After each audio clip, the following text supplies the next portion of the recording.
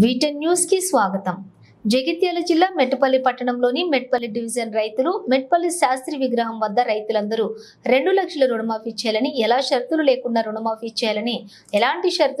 రుణమాఫీ చేయాలని ప్రభుత్వానికి విజ్ఞప్తి చేశారు.